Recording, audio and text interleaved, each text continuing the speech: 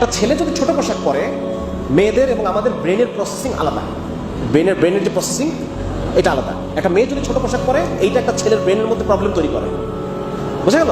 কিন্তু একটা ছেলের যদি খালি গায়েও ঘুরে, এটা মেয়েদের মাথার মধ্যে ওই সমস্যা তৈরি করে না। এটা আধুনিক সায়েন্স এটা বলতেছে। তাহলে কেউ এখন ওরা যে বললো যে না তোমার যা ইচ্ছা তুমি তাই করতে পারবা, এটা কিন্তু একটা স্মার্ট চিন্তা হলো না স্মার্ট চিন্তা হলো?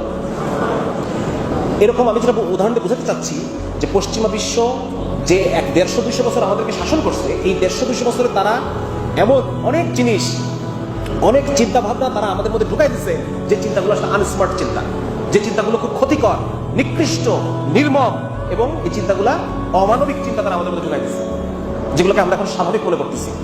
এগুলোর জন্য আমরা দাবি উত্থাপন করতেছি, অথচ আল্লাহ রাব্বুল আলামিন যেটা পাঠাইছেন ওইটা হচ্ছে সবচেয়ে স্মার্ট চিন্তা।